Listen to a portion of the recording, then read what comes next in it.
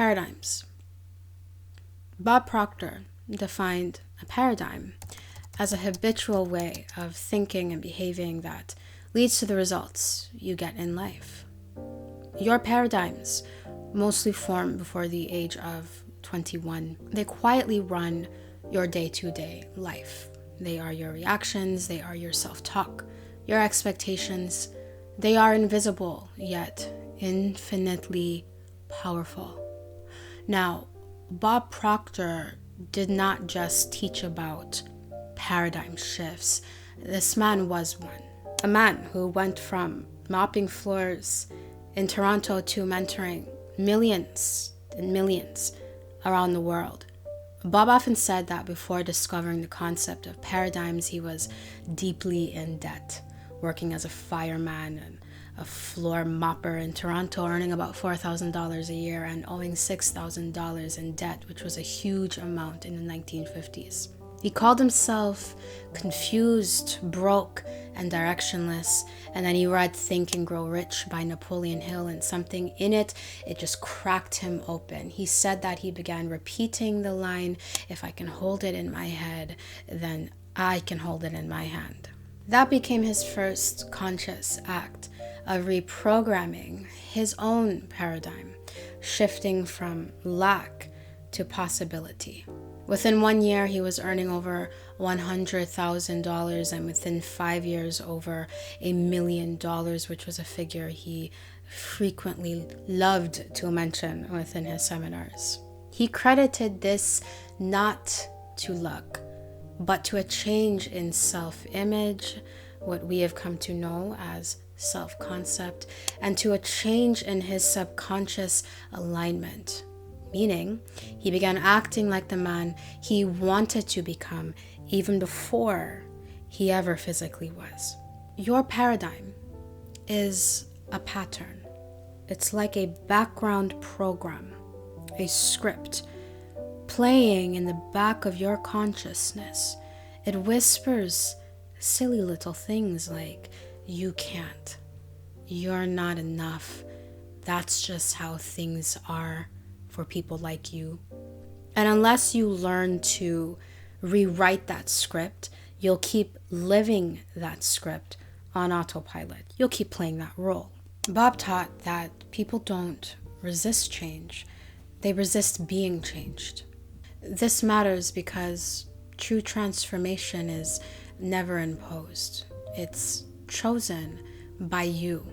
You must decide wholeheartedly that who you have been up until now is not who you will remain.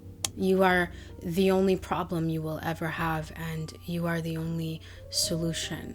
That is brutal, but it is a beautiful truth. It says that everything that seems wrong in your world, the invisible limits, the replays of doubt, it all originates in you, but so does your freedom. Once you commit to being the new person that you want to be, the real work can begin, and it is subtle. All you're doing is replacing old paradigms with new ones. Bob often insisted that to change a paradigm, you must do it in the same way that it was created, and that is through repetition. In other words, if your current paradigm was created by repeated beliefs, fears, and words, it can only be changed through repeated new beliefs, repeated new words, repeated new emotions. Bob laid out 3 essentials for going about this. First is awareness. You have to see your current paradigm clearly. No more denial. You have to be aware of where it is that you are from the inside out very clearly. Secondly is decision. Now is the point where you choose a new narrative, aka a new paradigm. Third is repetition. You want to emotionally engage with that new narrative, with that new paradigm until it becomes your subconscious truth. One method he taught for doing this is, in fact, affirmations. Affirmations being just statements that resonate with the person you wish to become. We all know what affirmations are. The second method that he taught for doing this was something he called visioneering.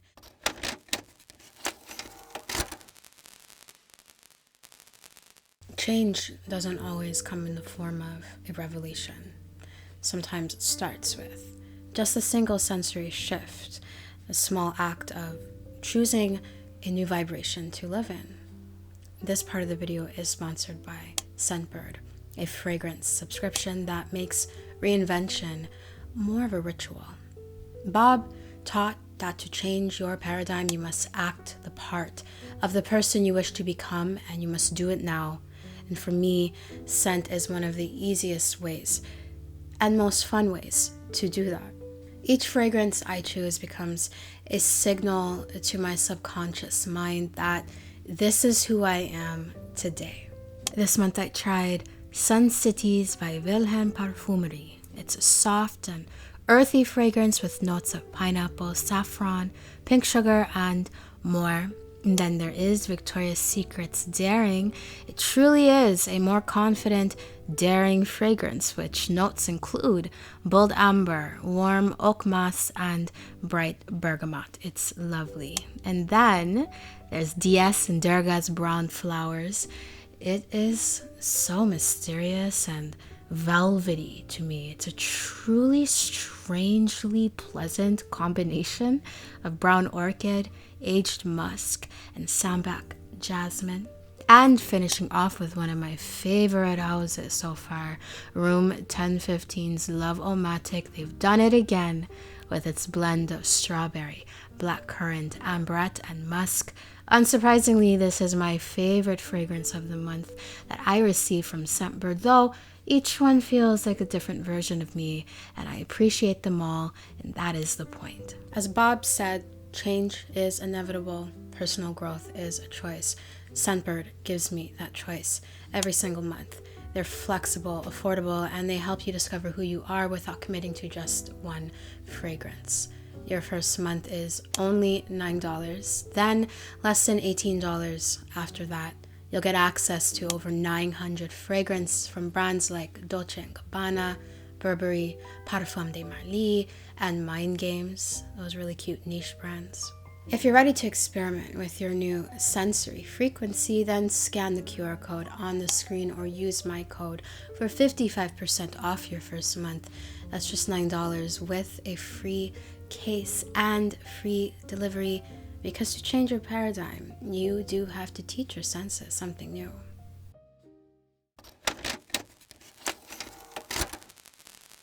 The second method that he taught for doing this was something he called visioneering, where you vividly imagine that future version of yourself emotionally, keyword, emotionally alive in those images. Now, don't fool yourself. This is not passive. This requires consistent internal dialogue, daily alignment, and fierce dedication to your new paradigm. The subconscious mind does not absorb what you say. It absorbs what you feel. As he put it, the subconscious mind cannot tell the difference between what's real and what is imagined. So imagine your new life, your new self, often, with detail, with emotion, and your subconscious mind will begin to treat it as truth. At the center of every paradigm lives your self-image, your self-concept. That's the inner blueprint of who you think you are. It determines your potential. It determines your comfort zone, and it even determines what you will allow yourself to dream. All success is 5% strategy, 95% mindset. No truer words have ever been spoken. Because if your self-image cannot stretch to hold the dream will be strangled before it's even born. He warned that the present state of your bank account, of your health, your social life is nothing more than the physical manifestation of your previous thinking. Now, this is not about blame. I'm sure you've had enough of that throughout your life.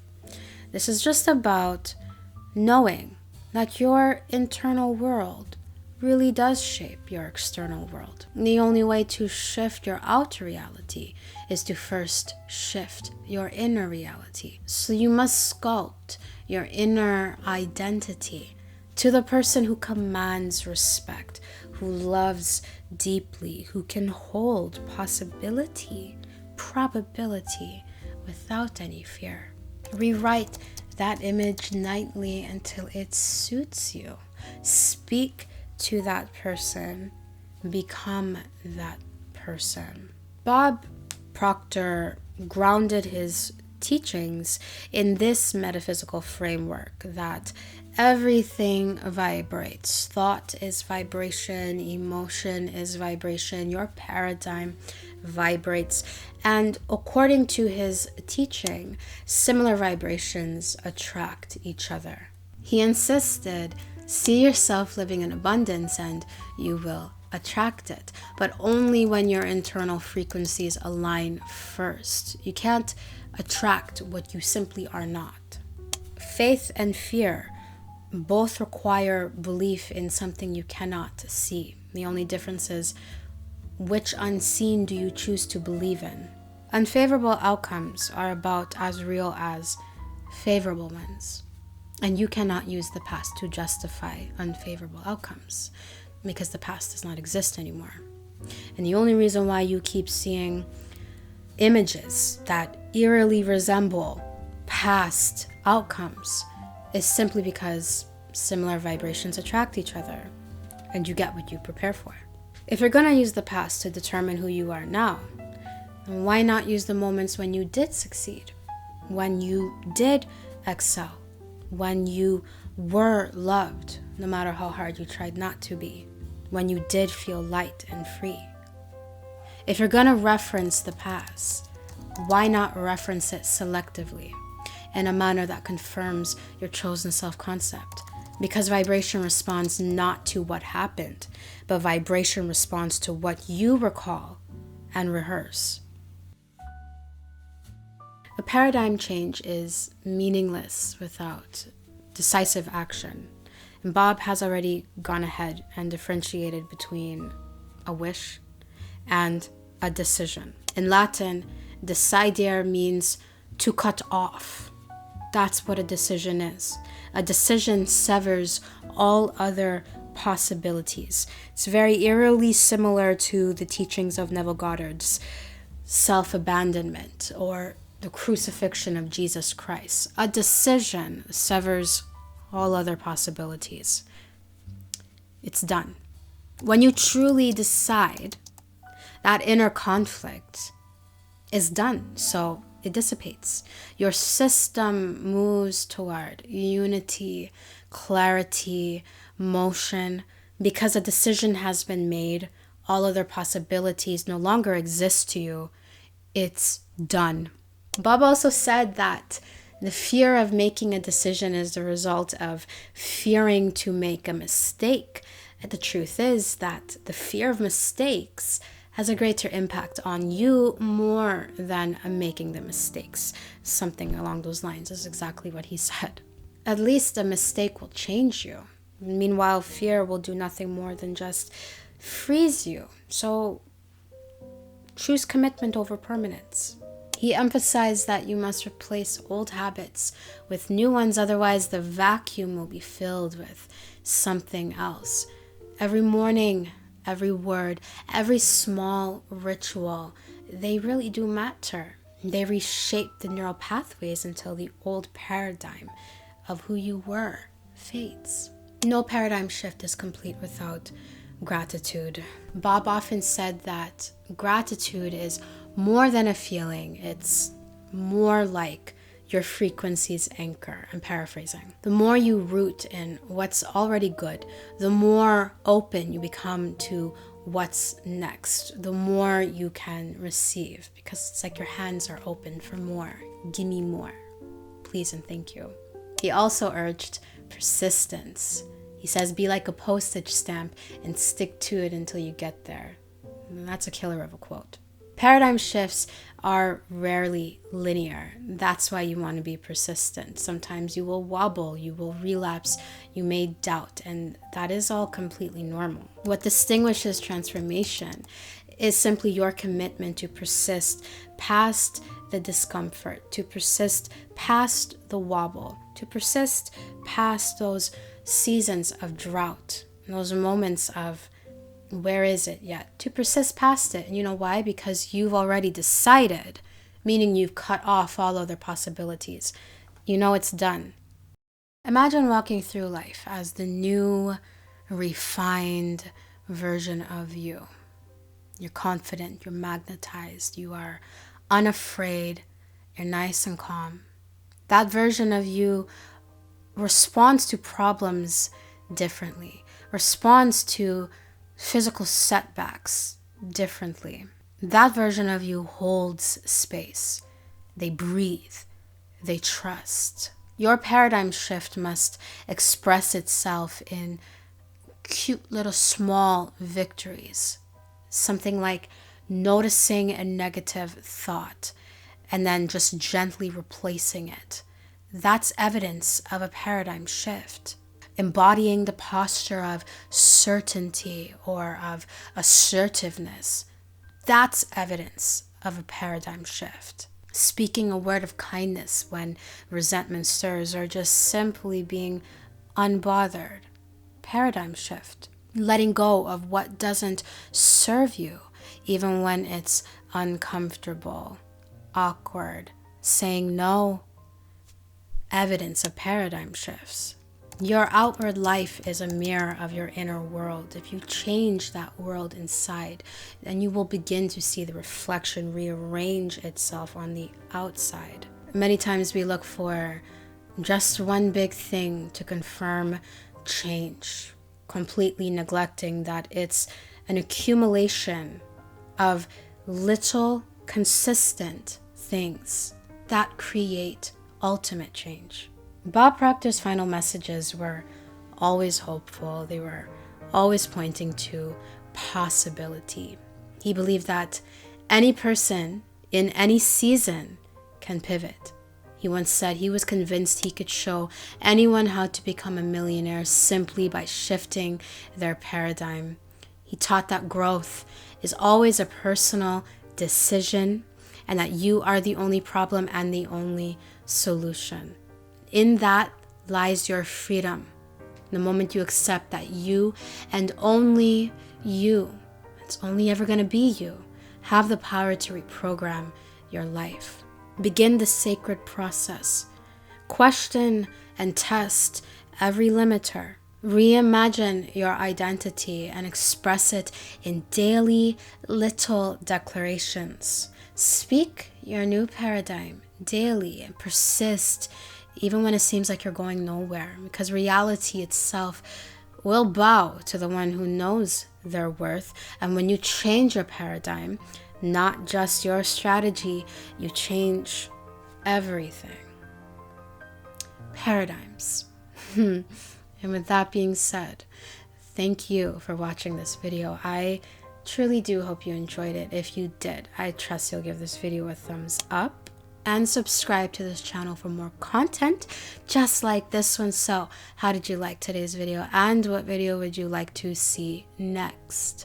You'll let me know in the comment section down below. I cannot wait to see you in the next video. Toodles.